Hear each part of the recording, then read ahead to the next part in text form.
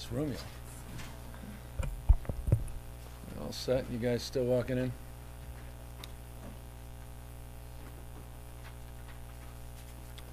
So, Maurice. So thanks everybody for taking the time on relatively short notice. As it has been reported tomorrow at the State of the State, I intend to broaden our effort to work through and explain some of the more nuanced details of my intention, which we stated, to change the deployment of our National Guard on the border in Southern California. This, as you know, was advanced last year by Governor Brown. The notification requirements pursuant to that MOU require by the end of this week, on the 15th, a 45-day process to notify whether or not we wish to go forward or wish to augment that deployment. In an effort to get out ahead of this, thought we would take advantage of the state of the state and to announce our intention to redeploy those troops off the border to more appropriate venues and for more appropriate purposes. As many of you know, based on my previous comments and comments that I have made as recently as yesterday, I think this whole border issue is manufactured. The crisis on the border is a manufactured crisis.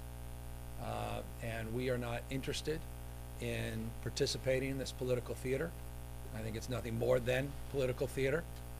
I'm not interested as a governor of a state that is well aware of what the vast majority of Americans, I believe, also familiar with, and that we have border crossings that are the lowest level since 1971. So border crossings, the lowest have been since 1971. We're living in a state and in a nation where people that are here without documentation commit crimes at a substantially lower level than native-born citizens. We have families that are crossing the border that are doing so legally through the asylum process. And we have 550,000 fewer people in this state without documentation than we did a decade ago. This is pure politics, period, full stop. And the rest is just, frankly, just a lot of misdirection. It's a waste of everybody's time. And so we're just not going to participate in it. We're not interested in perpetuating this.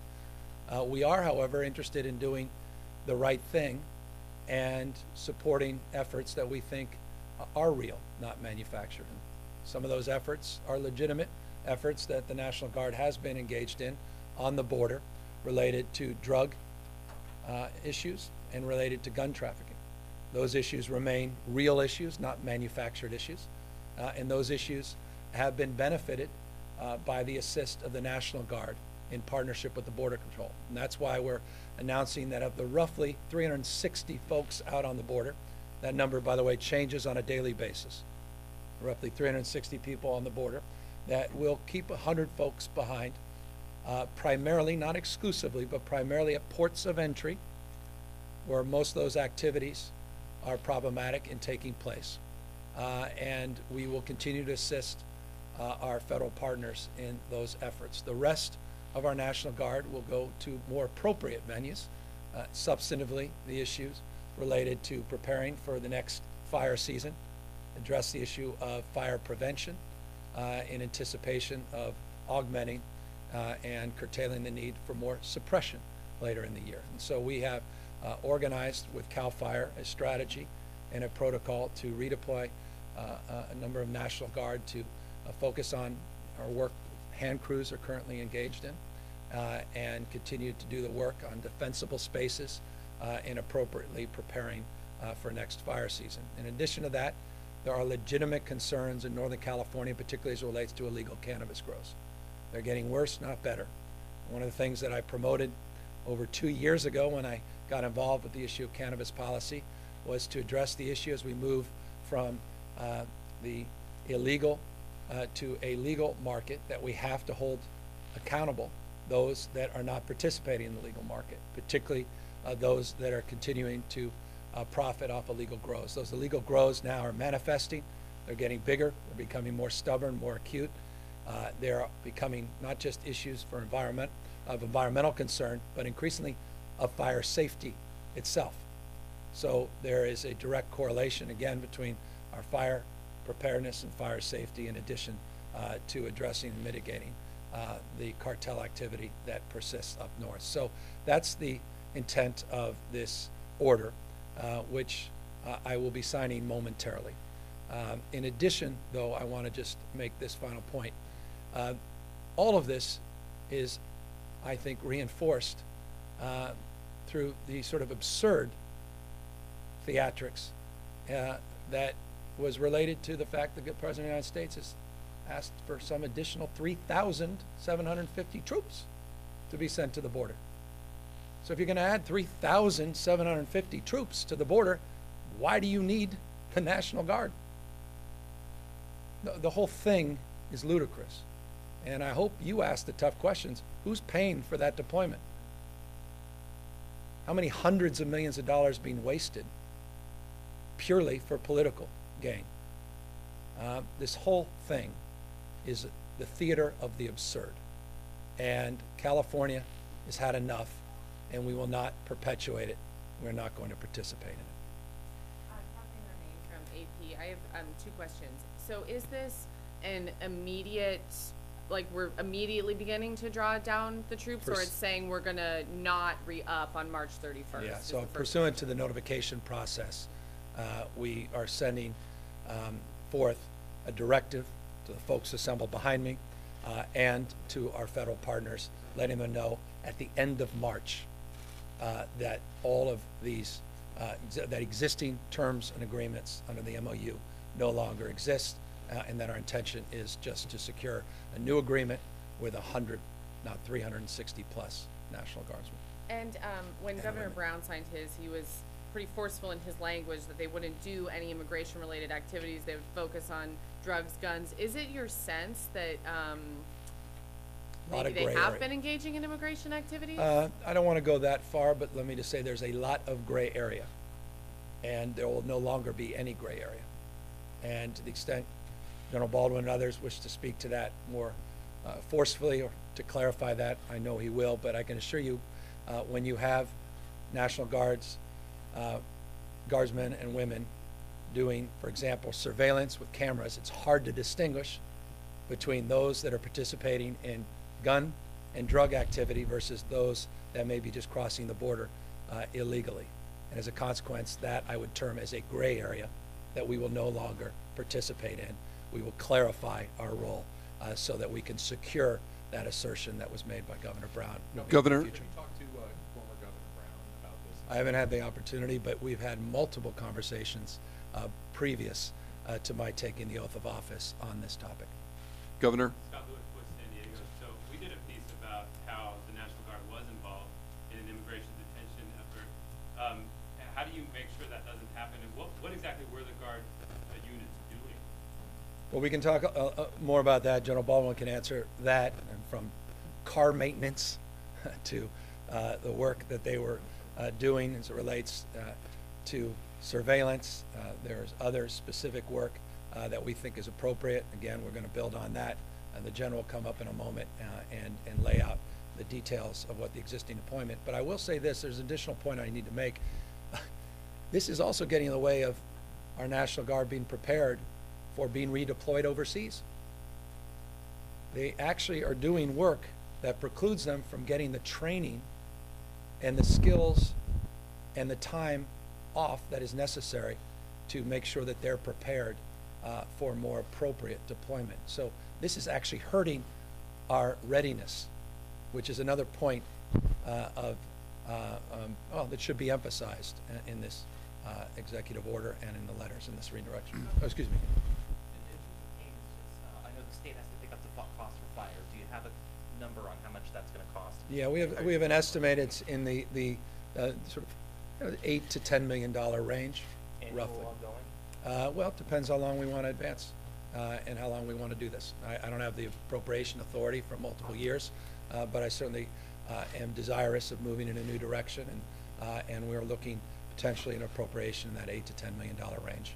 Governor Mike Leary from KCRA 3. What is your response to some Republicans in this building who say that your executive order ignores the issue of human sex trafficking? Well, I think there's a great New Yorker piece that they should refer to, and they should be educated on this topic. There's a lot that's been said, stated, that a lot of it falls flat on the facts.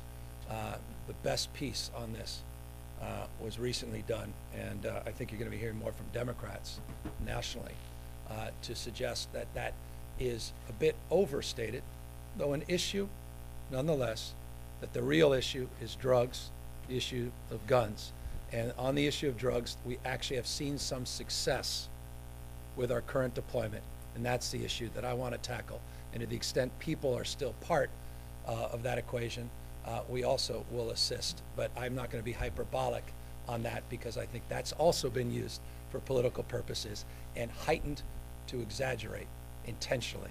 And again, I refer you to as the data and the studies on this have borne out that there's a contrary narrative. So is your sense that's a false narrative? No, I think it's like many things.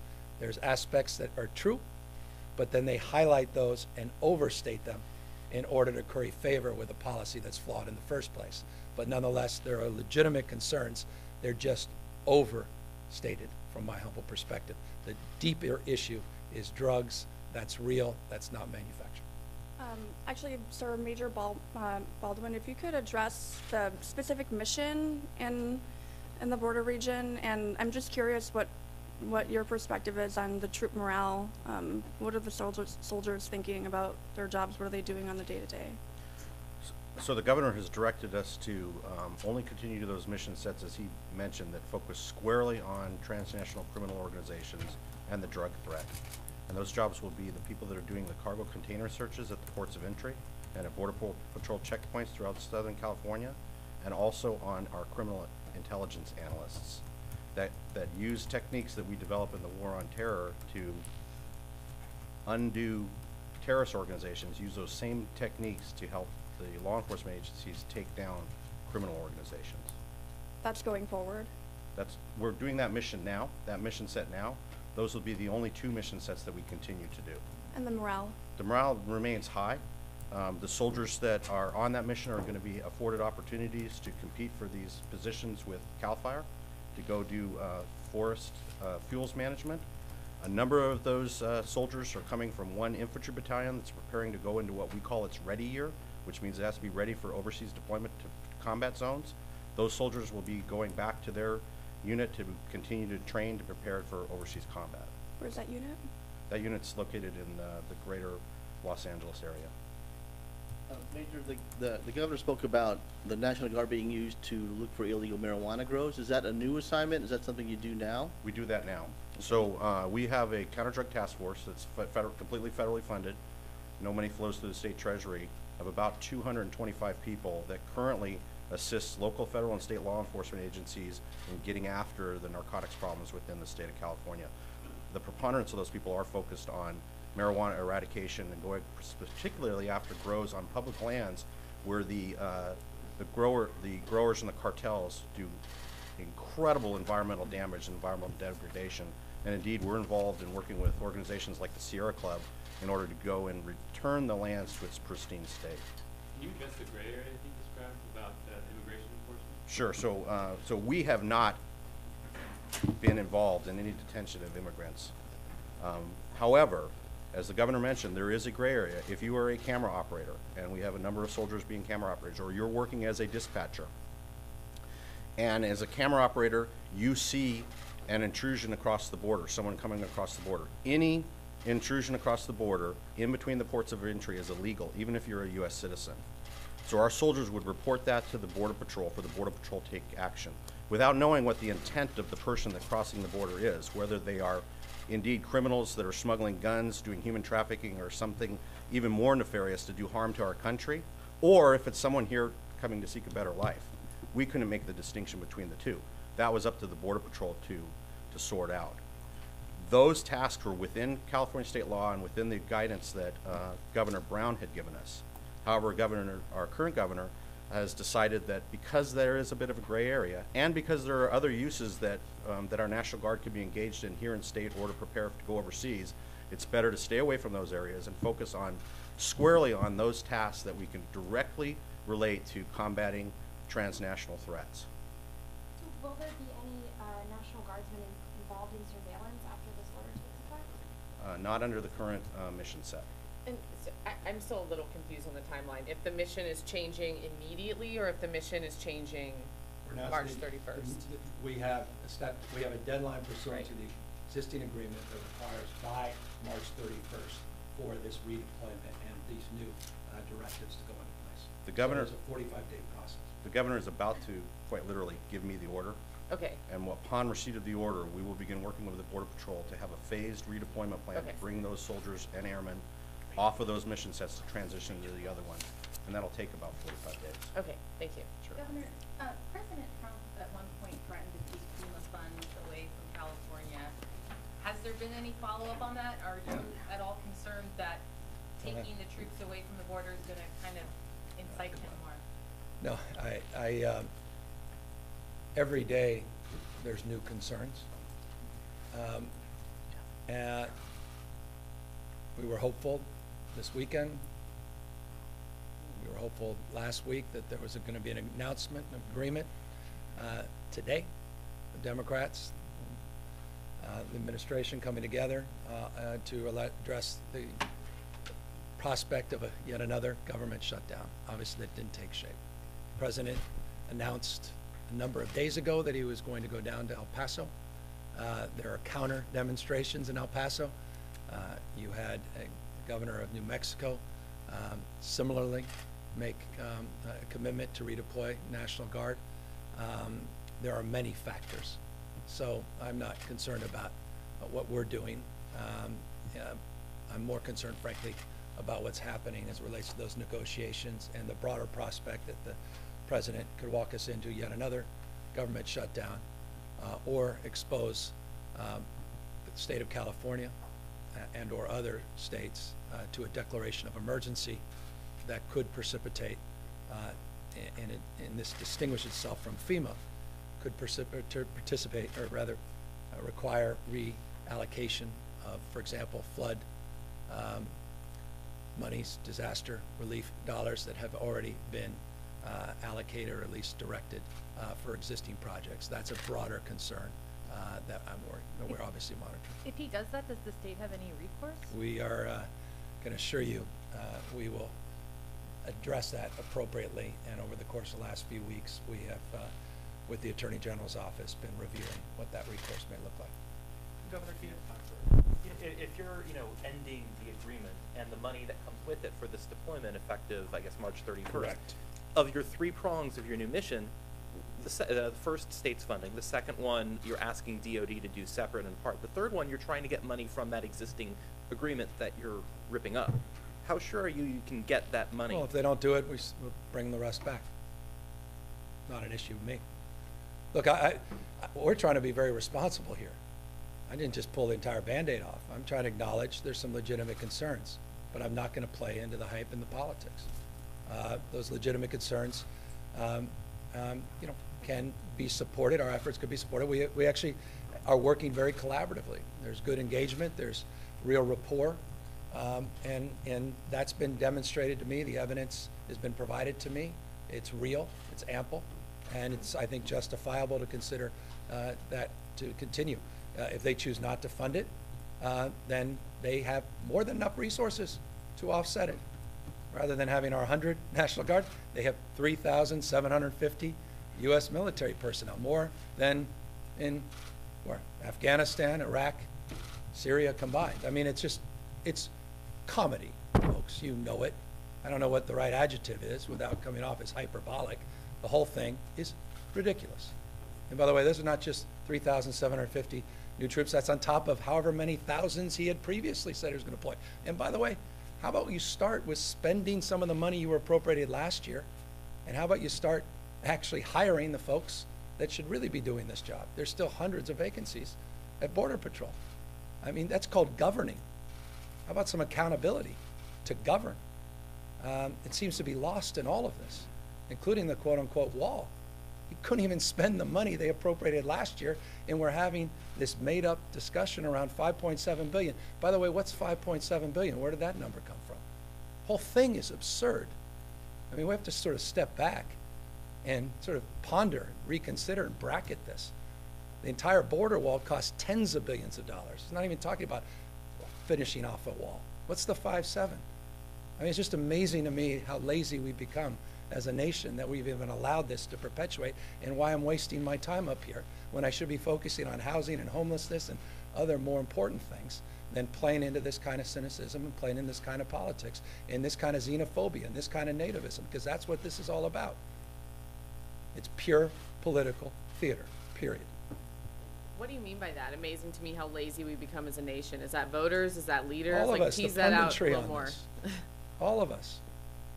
I mean, why don't we, I mean, I don't know, maybe I'm a little old-fashioned. Maybe having been a former mayor, governor, I would imagine if you appropriated money and I'm the chief executive, you'd say, all right, well, tell me, after you spend that money, then make a case for the new money. We don't even seem to have any accountability on previous appropriations. We just say, well, I just need another $5 billion. No, 5.7. And we just write it as if it's, you know, it's just, it's this theater, the whole thing, we've allowed ourselves, we've been sucked into this vortex of the absurd. And I want to get out of it. And this, you know, that's what I was elected to do. And by the way, no one should be surprised by this. I was very vocal on the campaign trail about this. I wasn't critical, but I was cautiously, you know, I was cautious and concerned about Governor Brown's original agreement. Made that clear to him publicly and privately. And I think the only surprise, frankly, is that these guys were able to convince me that there was actually some really good work being done down there as it relates to drug trafficking, and I was willing to concur with that and continue to have 100 folks down there. About how many troops are going to be reassigned to fire safety duty? 110 is the latest number. Yeah, for hand crews. And that's know, our current number, and that could change, but it's roughly 100, 110. Do we know exactly what they're going to be doing? Yeah, we have, working with CAL FIRE, and they've the specific protocol of training. I don't know if you want to talk a little bit more about these hand crews that you've got out there and how we're going to augment your training and support. Sure. Thank you, Governor. Also, they will be led by CAL FIRE. So we're going to have CAL FIRE employees that are leading those crews. There will be training in how to use the proper tools and the personal protective equipment that's going to go along with that. They will be deployed across the state to projects that are geared toward protecting communities. So a lot of defensible space work. By the way, this isn't, you can't make it up. A lot of the work that could have been done and should have been done except for the government shutdown. A lot of this work was curtailed in the government shutdown. I mean, another interesting point. Forgive me for finding that interesting.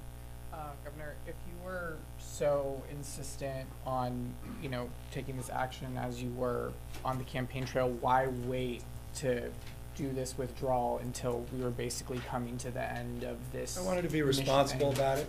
I wanted to work with the folks behind me. I've been here a whopping 33 days or something. So this is not late in my administration or tenure. It's very early. And I wanted to give the benefit of the doubt to the folks assembled behind me that did identify some good work being done. My initial inclination was to pull everybody back, but they presented me data. They presented me evidence. They were able to take the time to collect that data and evidence to suggest that some good work is being done, and in a way to be judicious and thoughtful about this, not political about it, but sober about it. I agreed to at least the 100 folks staying behind. I haven't had a chance to talk directly to the president, but I did talk to the Homeland Security Director, and I've talked to other folks in the federal government, including the other side of the political aisle. This is a bit off topic, but last week it was reported that the California National Guard was not going to force transgender soldiers out, and since the opportunity, by the way, I thought that was the right decision. The question is, can we make that decision unilaterally? Can you make that decision unilaterally? That's an open-ended question. Dare I say, I suggest perhaps not, save for the reserves, which is a different category where we do have that legal right. But for the Guard, I do not believe, based upon current reading of the law, that that's the case. That said, you know, I'm in the don't ask, don't care business when it comes to this. And I hope and expect that that's generally the feeling of the general as well. But General, What's you your can speak view? for yourself. So I'll echo what the governor said. First of all, we have, the governor and I command two separate and distinct organizations, the California National Guard, consisting of the Army National Guard and the Air National Guard, that are governed by federal regulation and federal law in addition to state policy. Then the California State Military Reserve, which is California's true militia. With the California State Military Reserve, we've already written into our regulations that people that are transgender can serve in the State Military Reserve, and we will keep that policy in place. Within the California National Guard, our preference is that the Department of Defense sees the light, and transgender people should be allowed to continue to serve alongside all of the other fellow soldiers and airmen, because they bring value to our force. And if they're willing to pick up a rifle and follow us into combat, then they're welcome to be on our side to do harm against those who would do harm to us. Do you know how many people, transgender people, this all affects? So within the California National Guard, no, because as the governor pointed out, we don't ask, we don't care. So if we don't care how people gender identify. What we care about is, can you come to work? Can you perform your duties as a soldier and airman?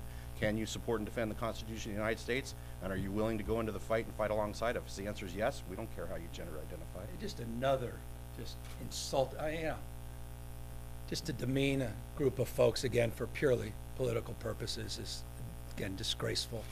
It's un-American. And these are folks that put on a uniform every day, as the general said, to protect you, to protect this country and what it represents and its values. And they're yet again being scapegoated, purely again for political purposes. Last question, and then I'll sign this executive order and the letter. Rachel Wolf, KLBR 13. So are you, just listening to what you're saying, are you going to ask the federal government to backfill in terms of funding for these crime-fighting positions? Yeah, no, we expect we will negotiate the new terms of an MOU to the extent that they seem to have desired continuation of the entire deployment. I would imagine and hope they will continue to support at least a more modest deployment, and to the extent they don't, we're not going to subsidize it. We'll pull the rest of those individuals back. So I'm not concerned about the costs related to that. We will request partnership, and we'll request cost reimbursement for any redeployment into Northern California as it relates to cartel activity. If that's not forthcoming, if they're not interested in that, which in the past they've expressed that they are, then we'll have to reconsider. I don't expect going out of pocket on that either, though legitimately we're going to have to address some of those concerns, and with or without the National Guard, we'll need to pursue those. Can I just Last ask one point, more Angela. quick question, Governor? Yeah. You've mentioned housing and homelessness, not enough attention being paid to that. So I just one quick question on that. You've been I opened myself to that. You've been unequivocal in your calls for housing to be a shared responsibility across Yeah. California between cities and counties. Would you apply that same strong call to the services on homelessness? Oh, we're all in this together. So if cities and counties don't put enough shelters or permanent supportive housing or other... Oh, you mean, am I going to sue cities? Are you- That's, no, I'm not going, look, I'm for accountability, I'm for consequence, which is, you know, is loosely defined, but I also am for providing support, and the budget reflects an unprecedented amount of support to help jumpstart those efforts at a local level. I'll be talking more about that tomorrow at the State of the State, so you can get, I think, a more granular sense of what I mean by that. Speaking of which, you said nobody gets excited about State of the State, so why should You we shouldn't. tune in tomorrow? You shouldn't. You should do something else. I encourage it. Yeah, I hold strong to my previous statements on that. But if you must, I'll see you around 11 tomorrow. The question is, when are we getting out of there? Is it one of those 2-hour speeches, 1-hour speech? I don't know. Yeah, you do. I don't. You know, we never know. You may applaud, you may not. There could be interruptions. I don't know. We don't know. And I'm sounding like Governor Brown. I don't know. You know, things happen.